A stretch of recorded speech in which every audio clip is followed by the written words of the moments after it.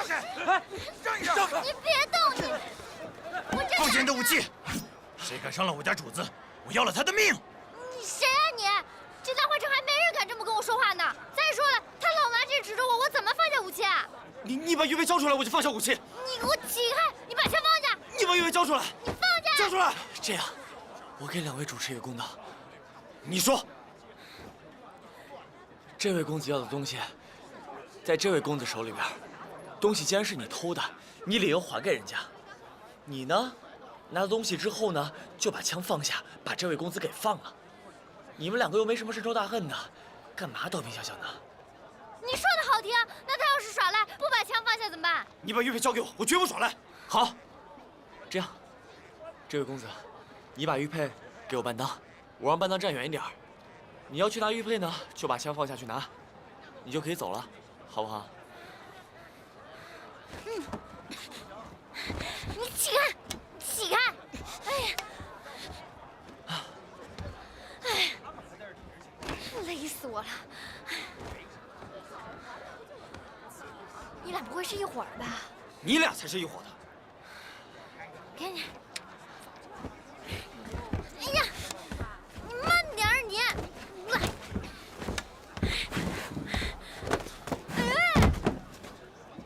哎呀，你有毛病吧？有。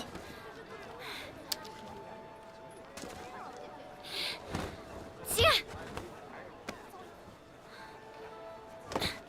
当人走狗！这位公子，你东西掉了。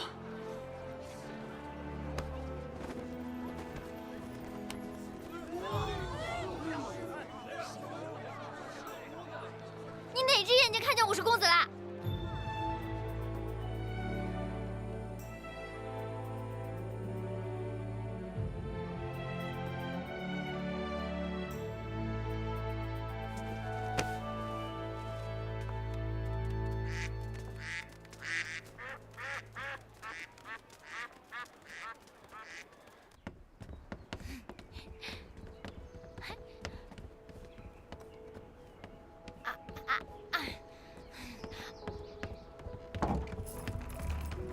雨然，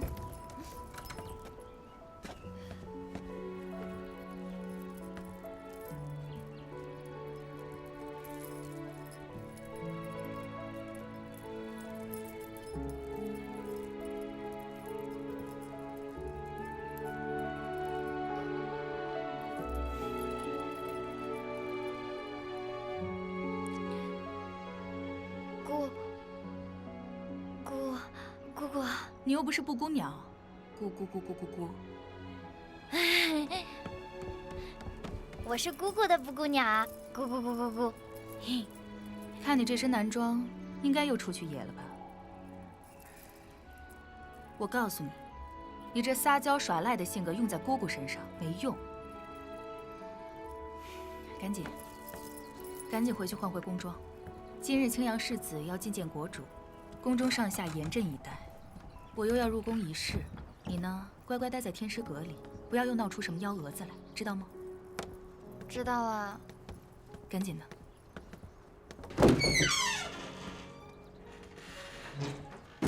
世子，下堂国主百里景洪只有百里环这一个女儿，年龄与你相仿，一直养在深宫，备受父亲的宠爱。她的性格有些骄纵，与她应答的时候一定要谨慎，留个好印象。是。东路公卿向来看不起我们青阳人，但你是大军的儿子，是我们青阳人的天皇贵胄，绝不能丢了青阳人的脸。是。他到底是个青阳人，会不会很粗鲁？会不会身上有牛马的味道？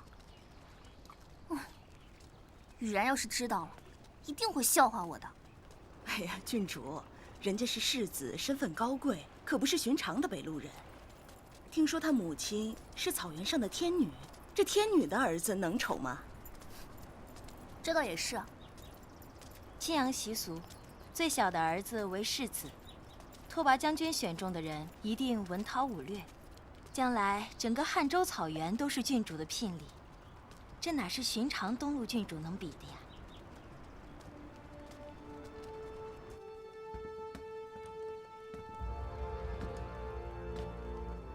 韩达天神，永为召见。愿两国自此如兄如弟，永结和睦之邦。以青阳大军吕松之名，进呈大殷朝下唐国国主百里殿下。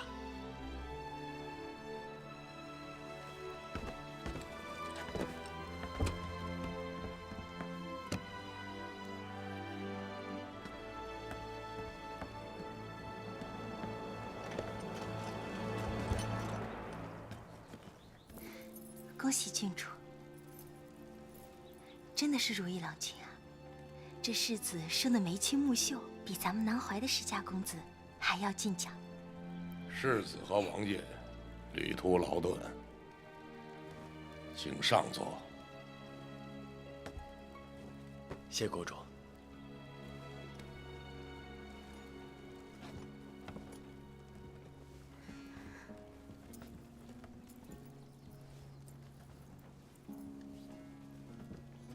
世子，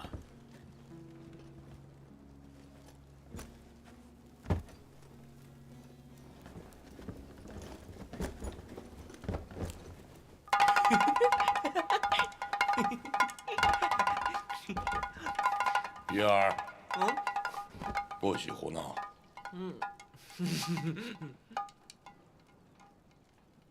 这玉儿是我下堂世子，你们日后定会成为朋友。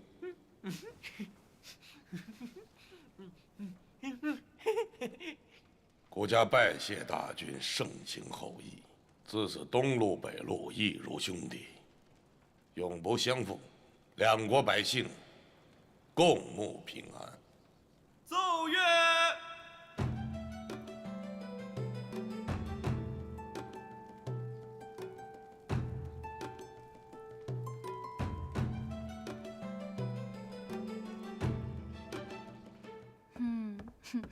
真美。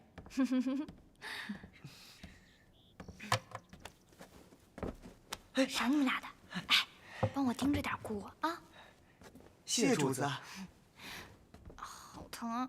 主子，今儿出个这么隆重的祭，一定要让青阳的世子看看什么是真正的下堂美女。我为什么要让他看看呀？他怎么不打扮得漂漂亮亮的来看我呀？主子，人家青阳世子不是来看您的，他是来看桓郡主的，他是桓郡主的夫婿。阿桓要和青阳世子成婚？那可不，宫里为这事儿准备好久呢。听说桓郡主好大不乐意呢，国主苦口婆心劝了好久呢。哼，主子，你又傻笑。哎，你们想想啊，阿桓从小就想嫁给一个风度翩翩的宗室子弟，可是现在居然被许配给一个青阳世子。你们光想想这两个人四目相对的样子，你们不觉得好笑吗？哼，哎，不过话说回来，这小世子也挺可怜的，这得被阿桓欺负成什么样啊？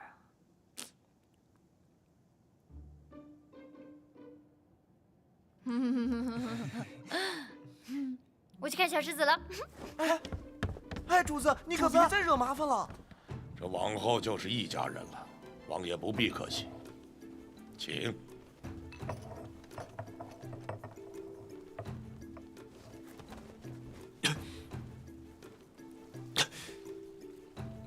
这世子面色苍白，好像病怏怏的。反正宫中有的是上等生容，日日进补，很快就能强壮起来的。过个1、2年，生个小公子或者小郡主，这宫里呀，可就热闹起来了。说什么呢？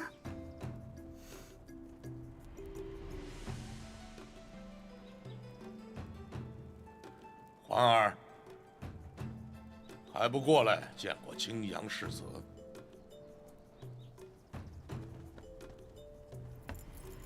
退。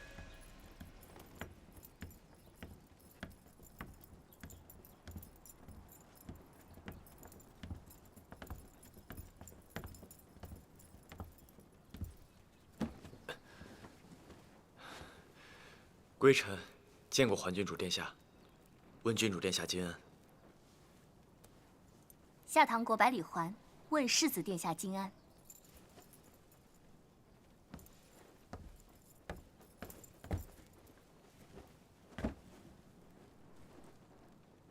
请问世子年庚几何呀？归臣生在青阳火属之年，还差2个月就19岁了。世子的父亲可是青阳大君吕松殿下，母亲可是青阳胭脂乐嬷。我阿爸是大君，我阿妈的名字也叫乐嬷，没错，但阿妈是大君的侧胭脂，大君还有一位正胭脂。侧胭脂是什么意思？我知道，就是小妾生的呗。你是妾室生的？皇儿，不得无礼。世子可有兄弟姐妹？有兄长4人。你不是世子吗？怎么不是长子？青阳的规矩跟东路不同，东路呢是长子继承父业，而我们青阳是幼子守业，所以在青阳，幼子要比长子更尊贵。那你肯定骑过大马，还打过仗，对不对？归臣自小体弱，寄养在外，阿爸没有教过我领兵，归臣也不懂兵法。那你今后怎么掌管草原？我4位兄长文韬武略都远胜于我，相信阿爸将来会另有安排。那你不想当大王了吗？归臣只想当一名战士，能守卫青阳，还有真言部的子民。那你有什么资格娶我？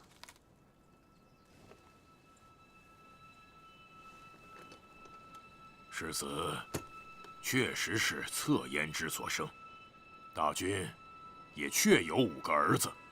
当日也是拓跋将军亲选的世子与郡主定亲。刚才我听郡主的意思，你要嫁的好像不是我们青阳的世子，倒像是我们青阳的大君。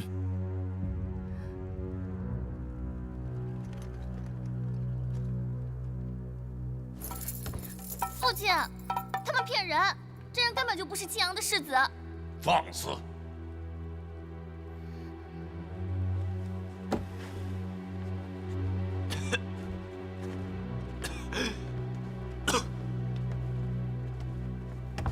你随我来。百里锦红，百里锦红。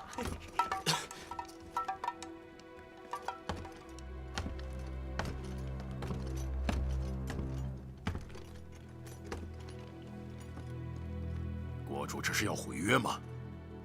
在我们草原上，比马鞭子长的男人的每一个字都不能改。如果国主无意下嫁郡主，那我们返程便是。九王息怒，郡主只是一时孩子脾气。像这样孩子脾气的女人，也配做我们草原未来的女主人？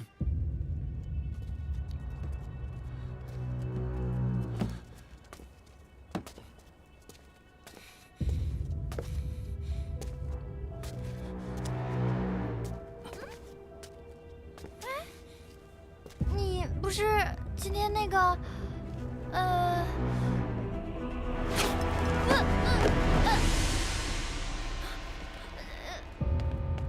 放开我家主子！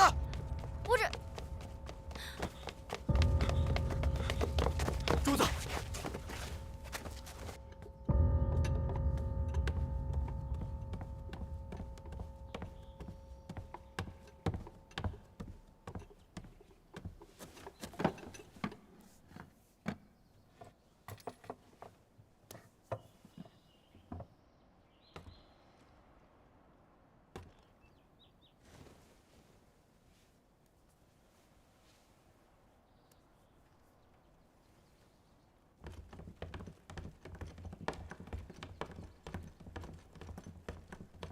禀国主，拓跋将军和御医到了。恕臣下无能，一直看不出来世子所得何政。回禀国主，臣在青阳时，曾有大夫为世子看过，说世子患的是血厥之症。血厥之症，那可是不治之症啊！不治之症。禀国主，世子的身体的确极其怪异，在青阳的时候也曾发作过，但是有一位高人出手，让世子完全康复了。既然能够好转，那在这儿也就一定能治好。药师名医，我下堂一样都不缺。禀国主，那位高人用的不是药，而是秘术。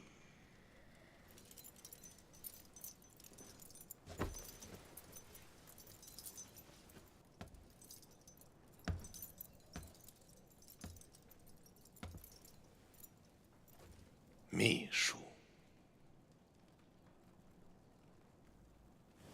下去吧。是。世子的病情，不许向任何人提起。明白，明白。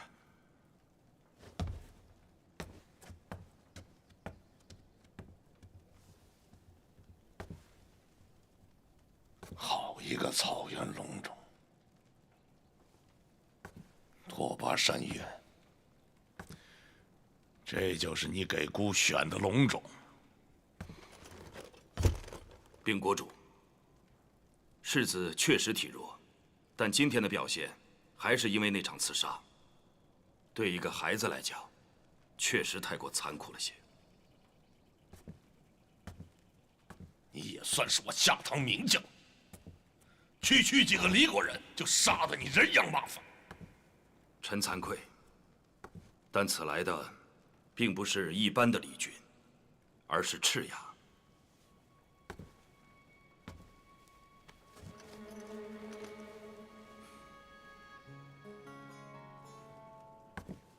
这种不吉利的东西，你给我拿起弓来做什么？拿出去烧掉！是。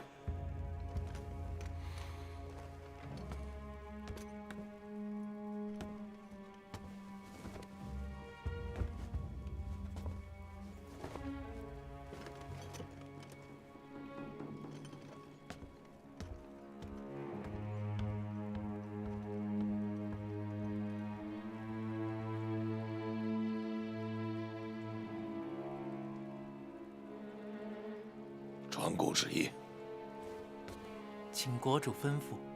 这件事情还要劳烦国师。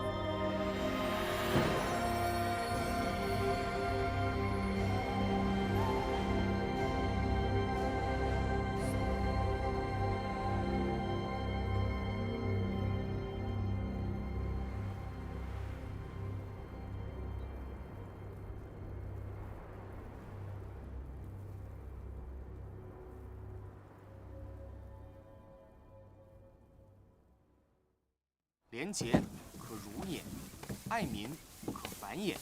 这句话的意思，你可知道？这段是说将领有5种致命的缺点，坚持死拼硬打，可能会招致杀身之祸；临阵退缩，贪生怕死，可能会被敌所俘而失去理智。可惜你曾祖之后，就再也没有这样的名将了。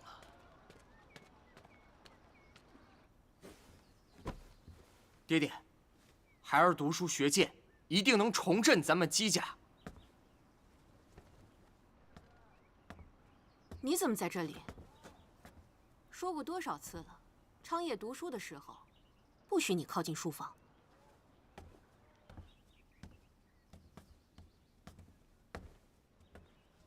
等等，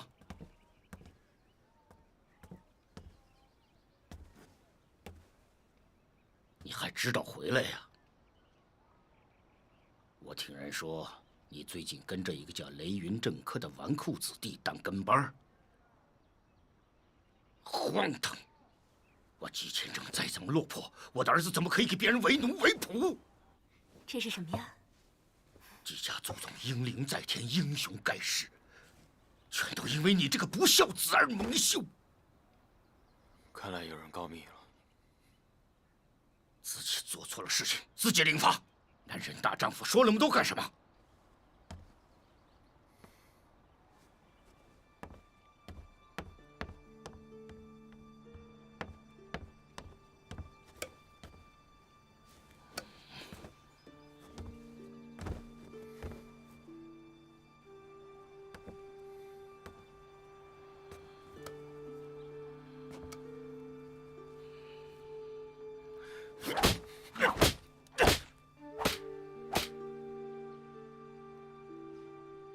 老规矩，知错打3记，不知错打6记。现在说说看，你做错什么？当了别人的跟班。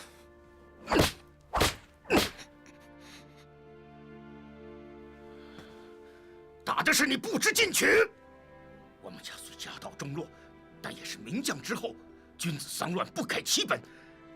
谁知你不知自重？我没有不知自重，我在家中的地位，也不过就是个跟班。荒唐！你虽然是亲，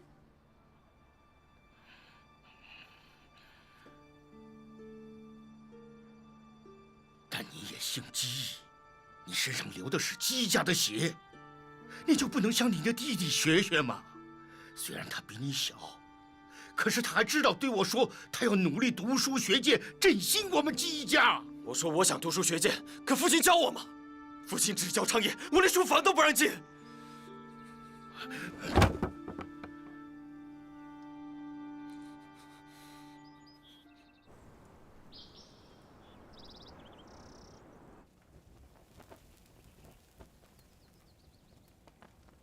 禀国主，公国师到了。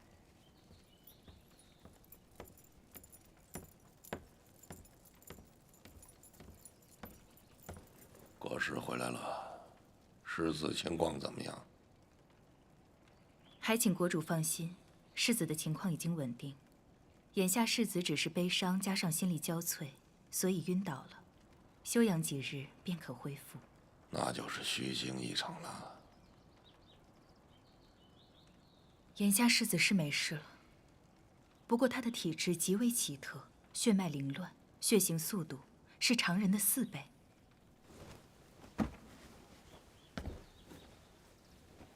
什么意思？臣妾不知该说不该说。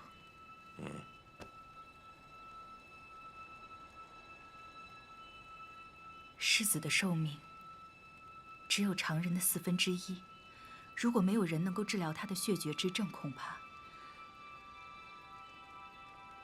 他活不过2级上下。只有20载，那姑怎么能够将环儿嫁给他呢？若想要还郡主终身幸福，那就只能取消这门婚事了。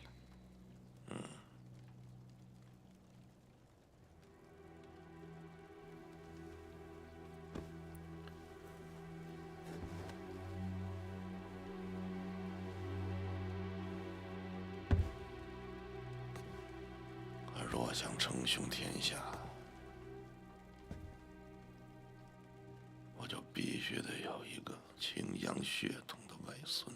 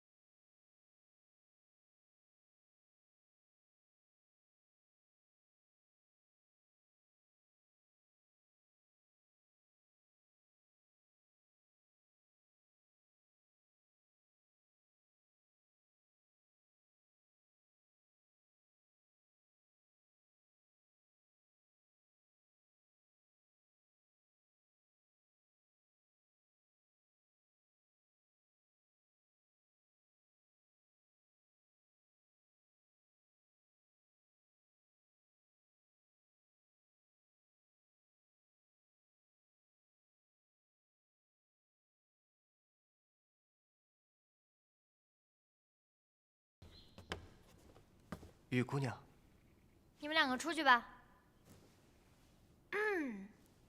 是。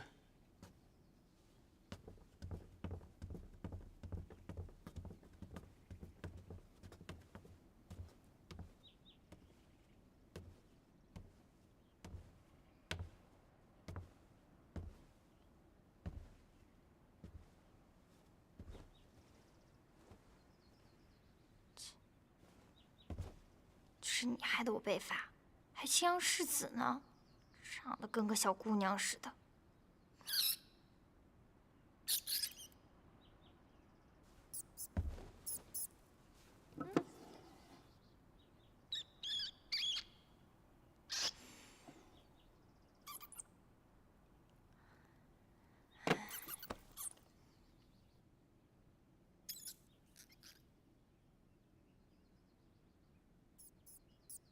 哼，哼哼。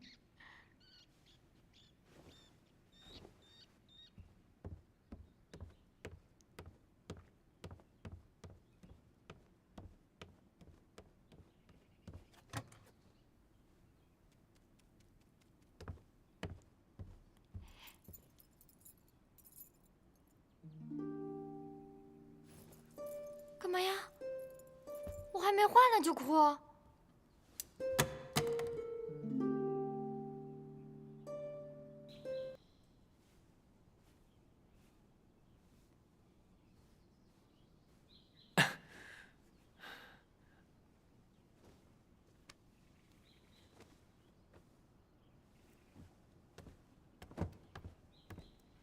世子醒了，可觉得好些了？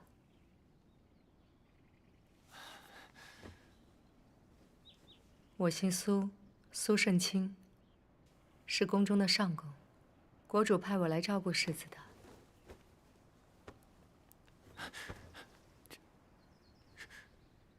你见到怀里的指套了吗？世子可是说这个？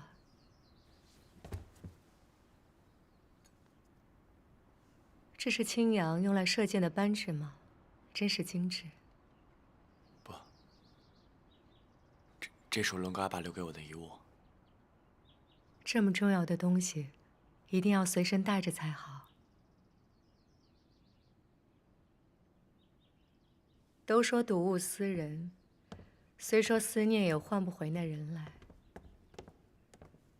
可若是那人不在我们身边，我们唯一能做的，就是照顾好自己了。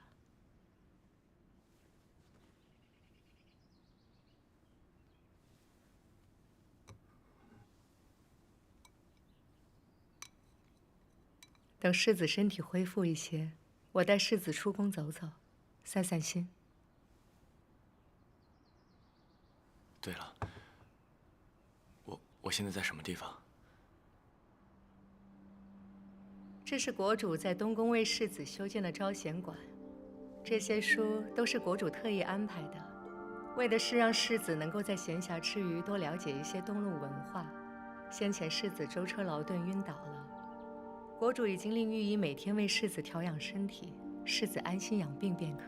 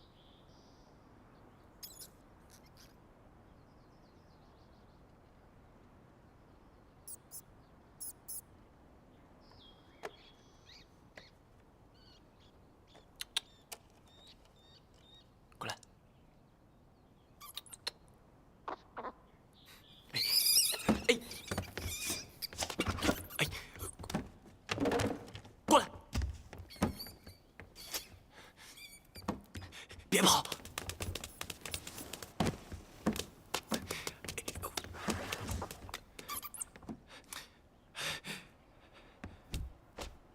嘿！别踩，别踩！呀，好像死了。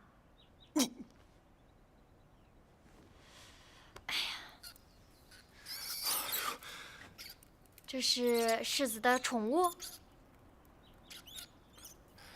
是，正好，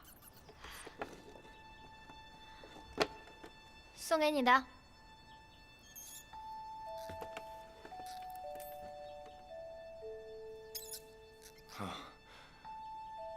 原来姑娘是来送笼子的。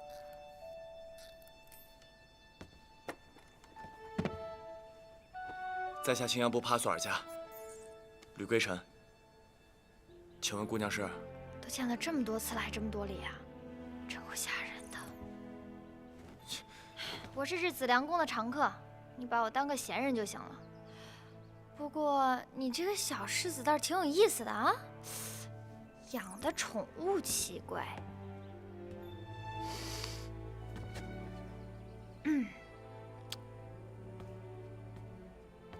长得也奇怪。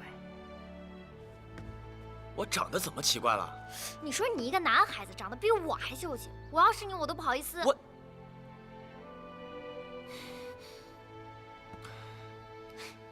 行了行了行了，不逗你了。你说你这么害羞，以后还不得被百里环欺负死啊？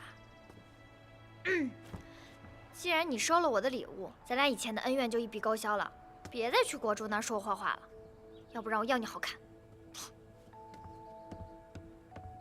哎，姑娘，你叫什么名字啊？雨然姑娘。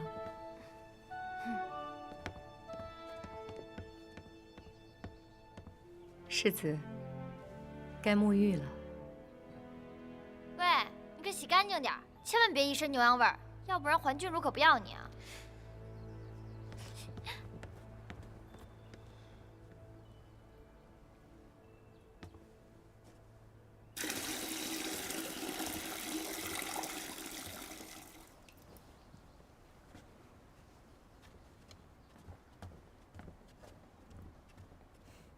你们暂且退下吧。是。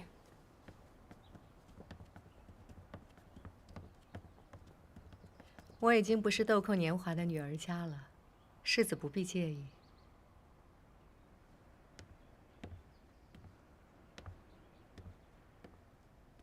世子要快点沐浴，一会儿还要赶去参加国主的家宴呢。苏上宫，国主的家宴为什么邀请我？我都还没学会东罗人的礼节。 国主把世子当自家人，那是好事啊。他很疼爱郡主，你又是郡主的夫君，国主一定会疼爱你的。可郡主见我的第一次，就已经表明态度了。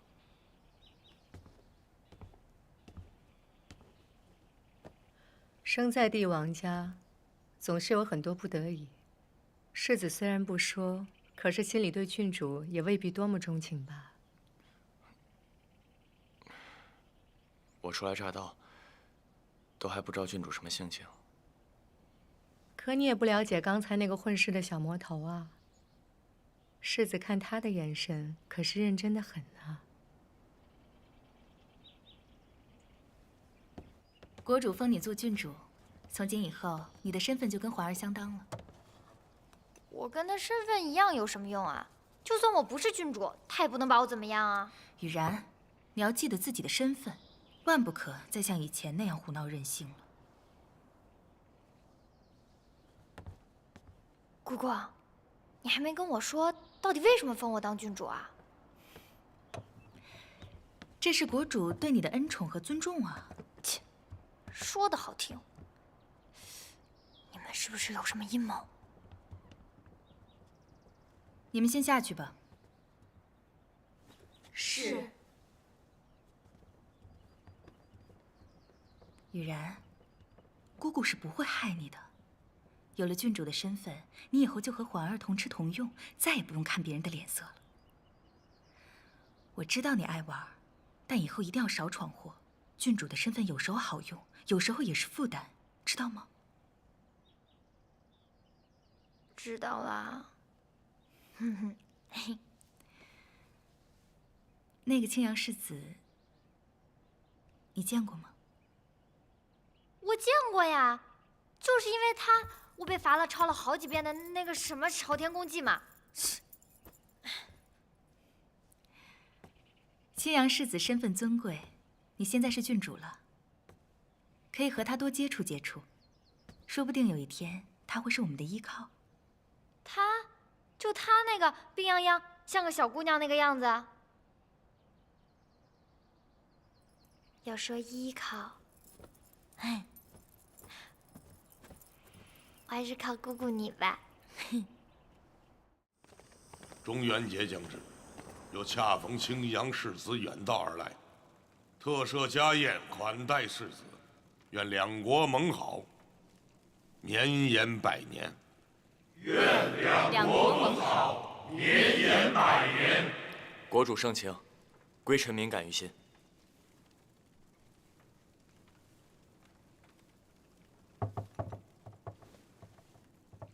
因为今天是家宴，所以未请九王驾临。今天在座的都是顾家的家人，将来也就是世子的家人。这位是顾家的国师龚雨一先生。那日世子在大殿上晕倒，后来还亏了国师，去为世子把脉。国师大人，拜见世子。再为世子引荐一下，这位是我的侄儿，武阳君百里隐。隐儿自幼丧父，随我一起长大，就如同我亲生儿子一般。而且隐儿还是我下堂最出色的年轻武士，日后世子可与隐儿多切磋切磋。是。隐儿，听闻你近日新得一柄名剑，何不见我？欢迎世子远道而来。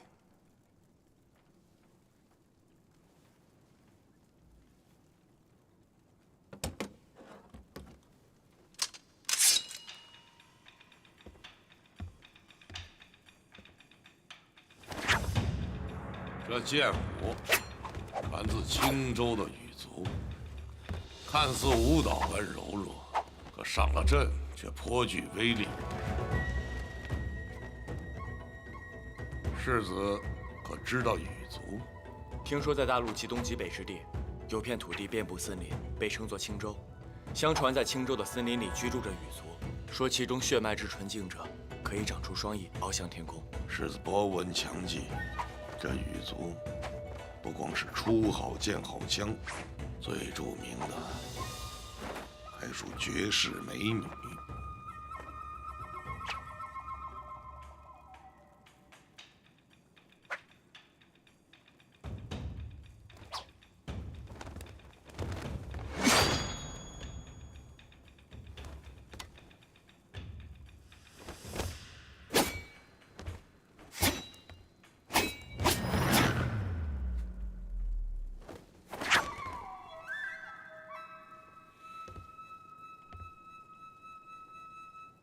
好，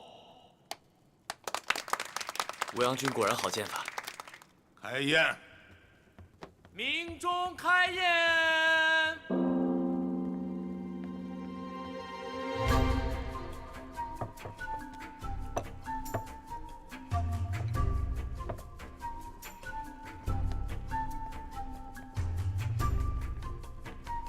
世子，请。是。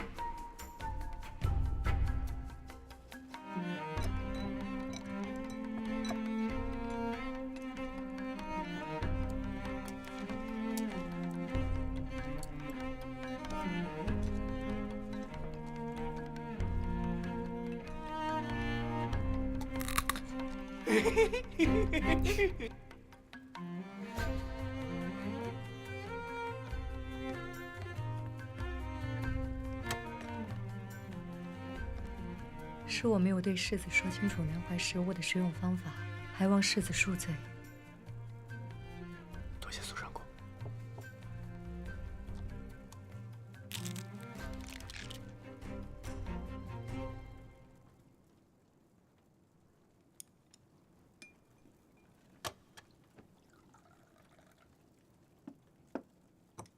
世子请用。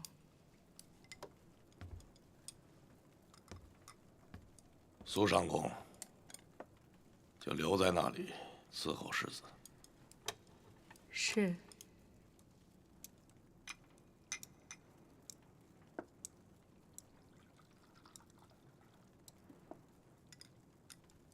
今日孤家还有一件重要的事情要宣布，传与郡主。传与郡主。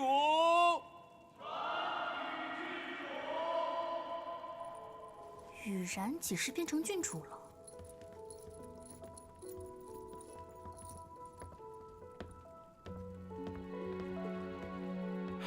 雨然，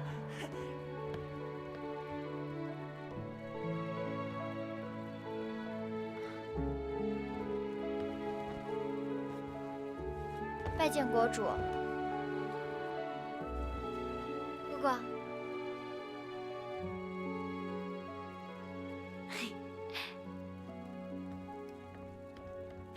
我们又见面了。雨然，在贵宾面前要注意仪态。贵宾啊，好，那一会儿我陪贵宾多喝几杯。世子，这雨然是国师的侄女，自小也是在宫中长大，跟阿玉、阿环是两小无猜的玩伴。我也一直把她当做自己亲生女儿一样。雨然，那日你吓到了世子，现在还不赶快先赔礼啊！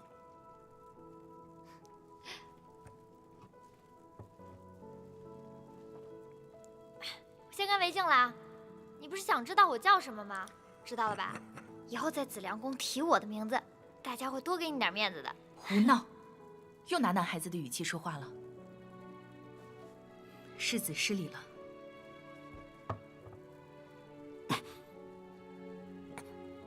世子，不知北路的婚俗如何？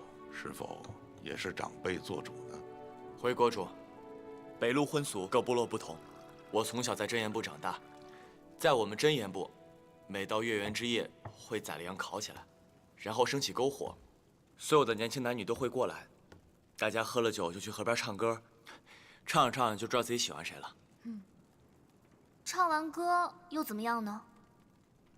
那自然是备了彩礼，上门提亲了。倒也不是，男孩第二天会把自己打来的一只野雁、一只野兔，还有一只野羊挂在女孩帐篷外面。女孩要是收下了，就算定了亲。晚上两个人自己找地方相会。相会了，又做什么呀？相会了就……阿环，你真是个呆子啊！男女私会，那当然是干该干的事儿了。国师，雨然又在说女孩子不该说的话了。雨然，我说什么了？男女私会，那不就是一块吃吃饭、谈谈心吗？你想成什么了，阿环？啊？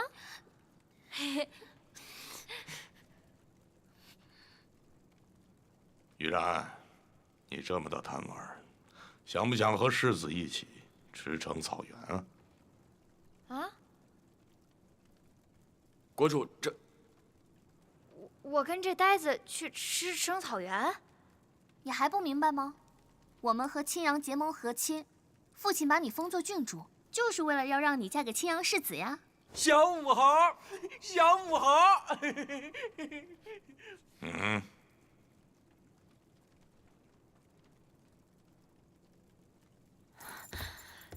你们封我当郡主，就是为了让我去草原和亲？那我不当什么郡主了。雨然，要有郡主的仪态，不要失礼了。玉然，顾家封你为郡主是对你的关爱，顾家让你和世子结亲，也是对你的关爱。她的身份，除了皇室公主，试问东路，哪家世家名媛敢说配得上？阿欢年少不懂事，如此良配也不懂得珍惜，你怎么也跟她一样任性？谁爱嫁谁嫁，反正我不嫁。雨然，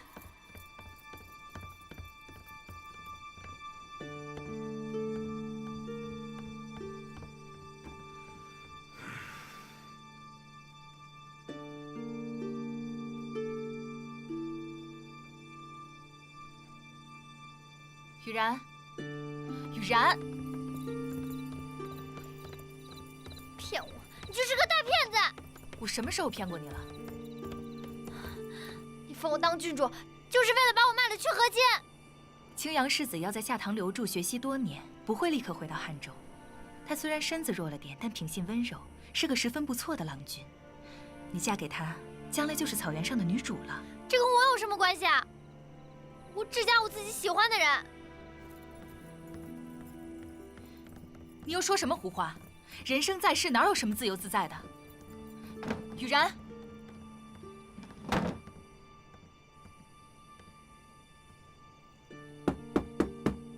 雨然，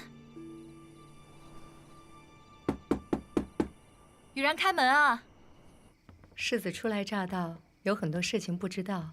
雨然郡主虽然生长在宫中，但却是市井中爽直的脾气。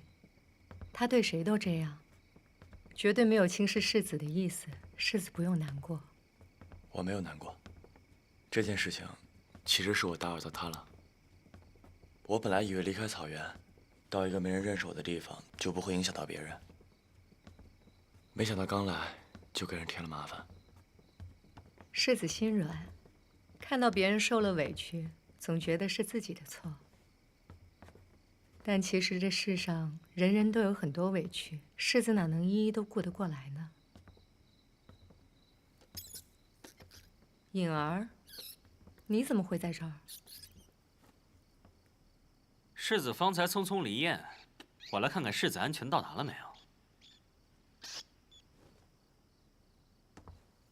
世子这里环境真不错啊，有好书美酒，还有家人照顾。世子你要好好调养身体啊。哦，有苏上公在啊。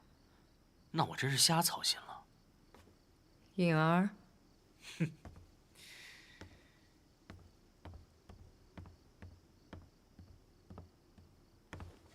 世子，武阳君是好意。苏上公，武阳君好像对你很在意。我是他的养母。时候不早了，世子早些休息吧。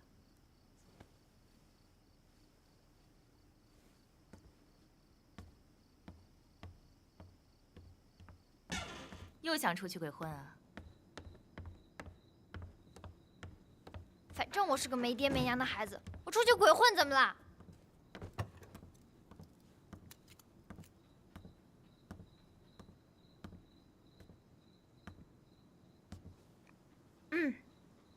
今天我就要跟姑姑说个实话。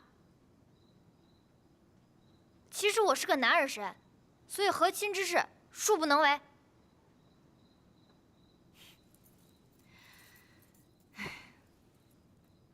男孩就男孩吧，男孩长大了就该为家里出力了。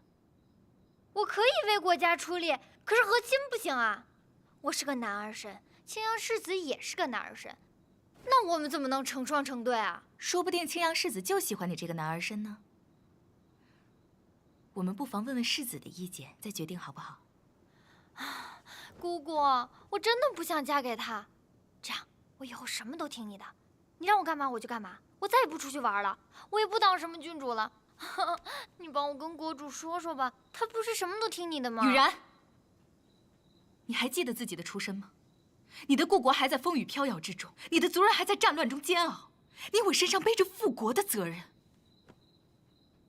世子有什么不好的呀？以你的身份未必配得上他，所以国主才封你郡主的头衔。有他做你的夫婿，日后你回归故国就是最强的动力了。是，我是配不上他，我也不想配得上他。什么故国，什么族人，我一天一眼都没有看过那个地方。难道非要让我像你一样，一辈子苟且跟着一个自己不喜欢的人在一起，就为了复国、复国、复国？你还小，很多事情你不懂。在国仇家恨面前，爱或不爱，与谁共度都是小事。我不管，我不会嫁给他。雨然，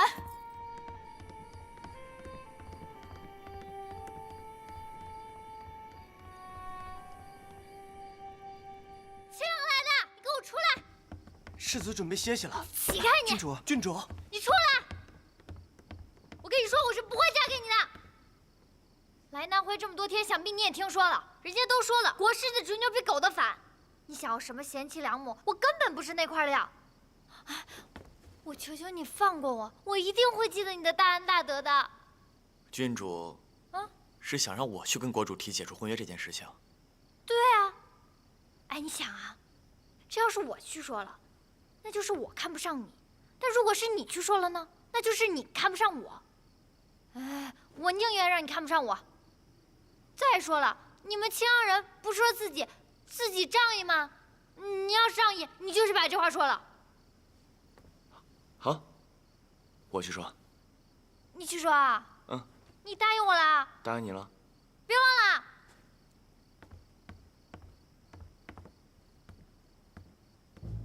你等等。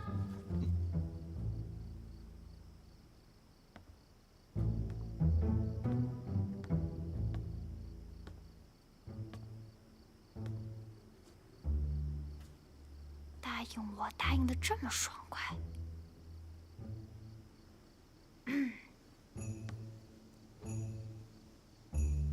你是不是觉得我没有百里环长得好看？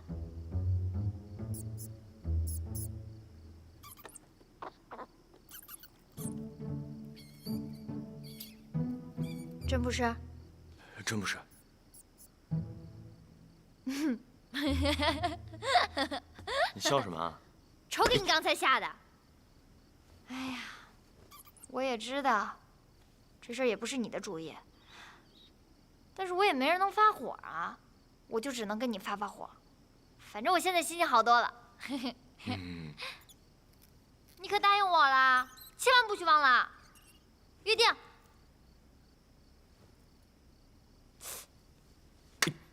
答应好我啦，千万不许忘了，要不然找你算账。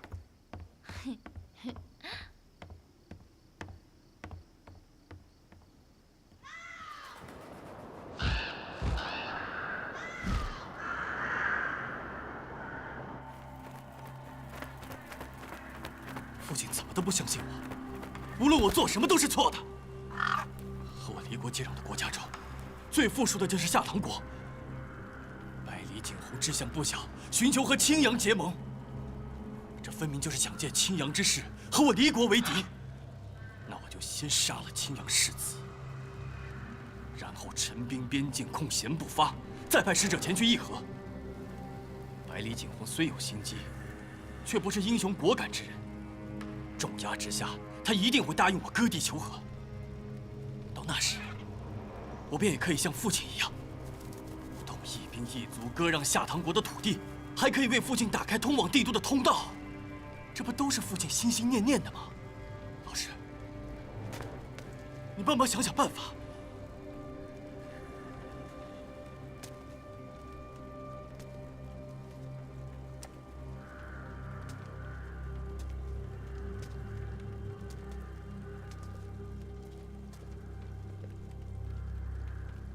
世子心中所图所想，我已经听明白了。百里景洪虽然不是英雄果敢之人，但仅凭刺杀青阳世子和陈兵边境，还是威慑不了他。要想迅速地建立威势，只有出动赤牙，只有把下唐的边境化作战场，这之后才是和谈的良机。刺杀青阳世子这件事，必须立刻终止。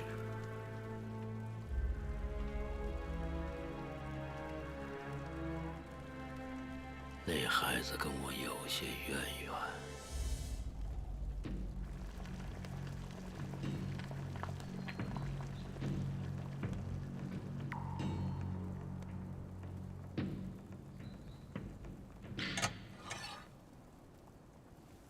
输了。国公承让。让什么让？在棋盘上厮杀，我几时赢过你啊？但真正的战场才是国公您封神的地方。国师远游列国，有什么收获？这星象早就预示乱世将至，列国也在为此做着各种各样的准备。但像国公这样的英雄，臣未曾见第二人。这将来乱世的战场，恐怕只有国公一人独自风流了。国师那么喜欢乱世吗？不管世人他愿不愿意，乱世终将会到来。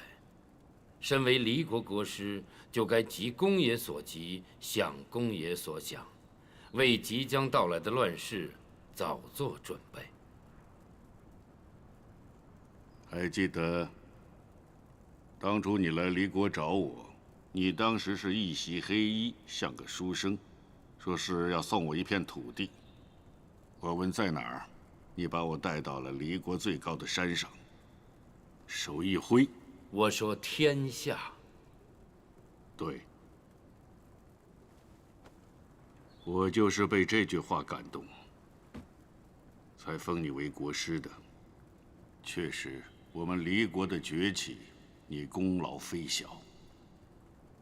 国公言重了。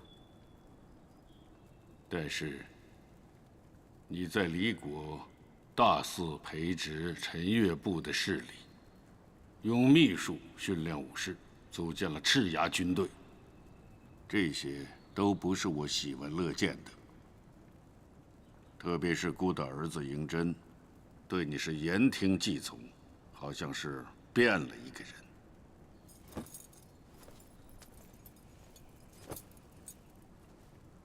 国公莫不是担心我会蛊惑世子，臣断然不敢。听说离国派赤牙去刺杀青阳世子，可孤从未下达过这道命令。这是国师策划的吗？不敢。臣正在远方游历，世子是在派出赤牙之后才告知了臣。臣虽想阻拦，但也鞭长莫及。阻拦？我对国公了解，国公想要的胜利绝非从诡计中来，而是在战场上的千军万马对敌方的碾压。对，孤是想要天下，可孤不相信横断天下的人会是卑鄙小人。这些话你也要说给世子听，毕竟他那么信你。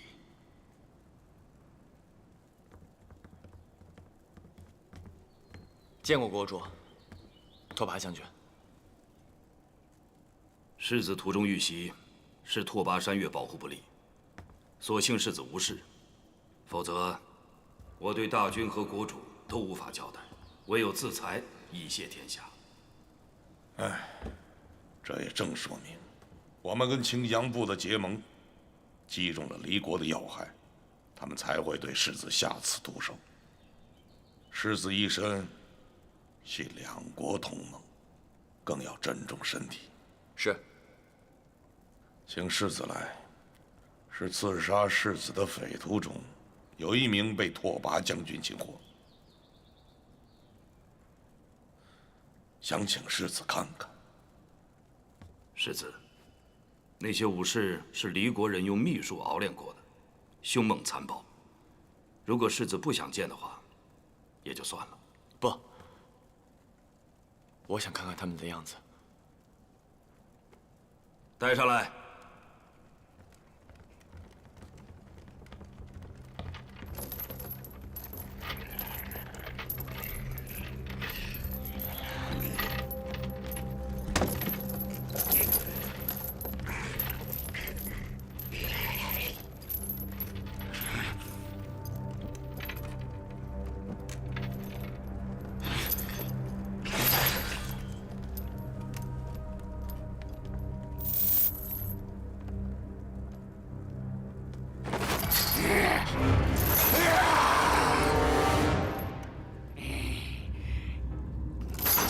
没什么，要不是在战场上和这些东西面对面过，恐怕我也应该是这样的反应。这东西上过战场，我亲手杀死几十名不止。世子，这就是赤牙，他们虽然是人，却跟野兽一样嗜血凶暴，而且还感觉不到疼痛。离国人想置世子于死地，竟然动用了这种禁忌的东西。离国人如此恶毒对待我的贵宾，我下堂必定以牙还牙。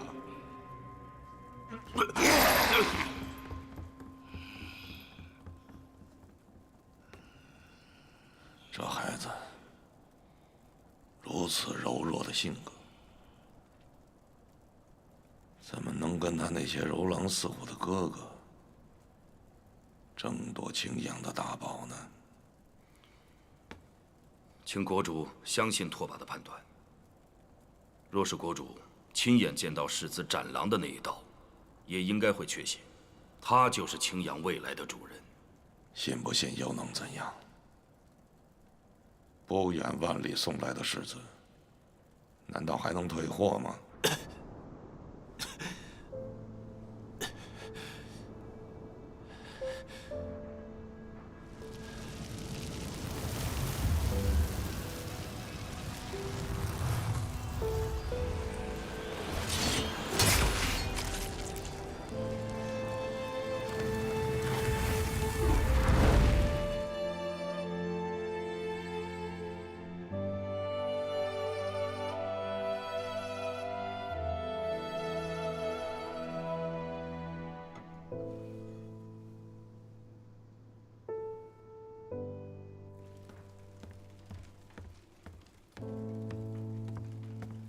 禀国主，前线来报，离国动员3万精兵出九原城，经苍兰道，刚刚突破色眉谷，踏入我国边境。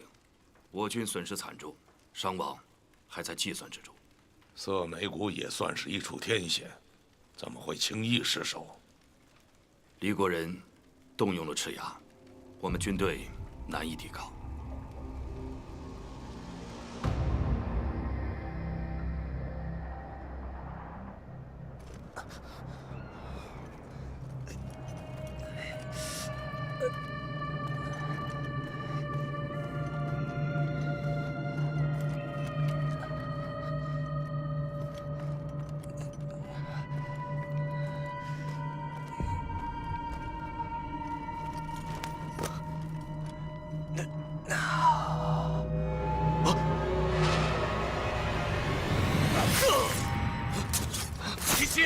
弟媳，起来，回去报信。撤！撤！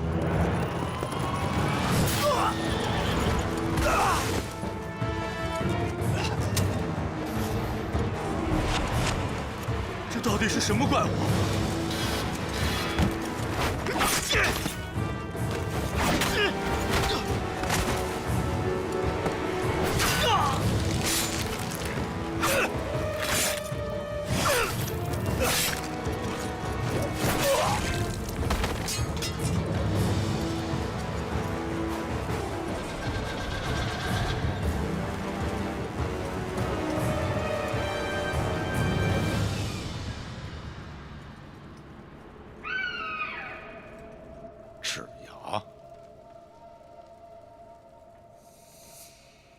那李国是知道我们与青阳的结盟，有所警惕了。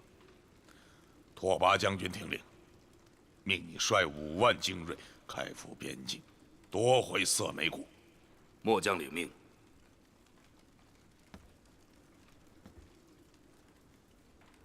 国主，听闻明日是东路的中元节，归臣在宫中这么长时间了，身体也基本康复了，不知明日可否出去走动走动？世子恐怕还不知道，赤牙已经出现在南怀城中，他们明显是冲着世子来的。只要让他们盯上，他们就是如躯复骨。他们想要世子的性命，不会因为一次失败就放弃。国师想得周全。这南怀城里戒备最严的就是这紫凉宫，世子若不是在此宫中待着，恐怕早已经再次遭遇凶险。归臣明白了。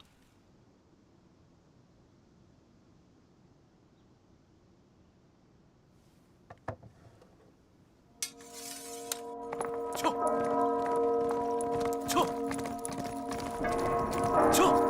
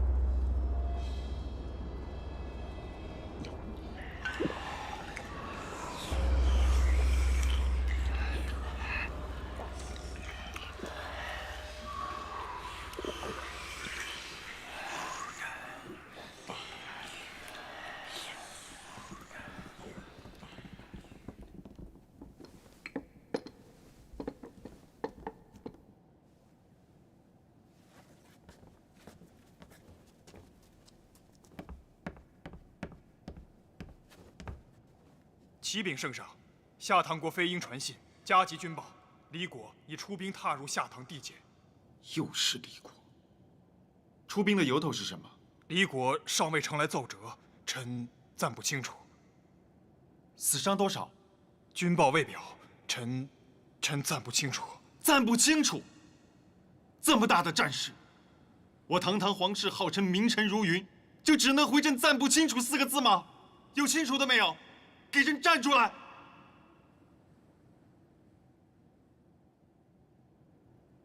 难怪以尹无义为首的诸侯们肆意妄为，原来是朕的错。朕养了一群窝囊废，这群窝囊废不知道帝都之外发生了什么。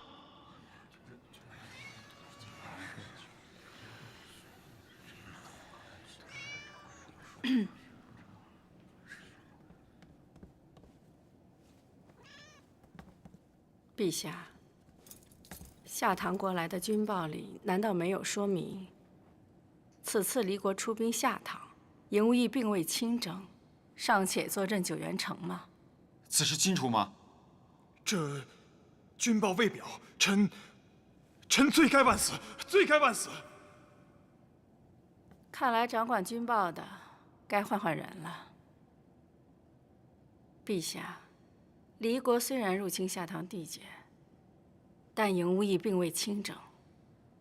此人号称离国的狮子，攻无不克。他如果想一举夺得下唐的多少土地，怎么可能安守九原城不出呢？他这次出兵，怕是一场试探。如果被这场试探惊到，反倒让尹无义看出我们皇室的底牌。姑姑所言有理，可总不能任由尹无义为所欲为吧？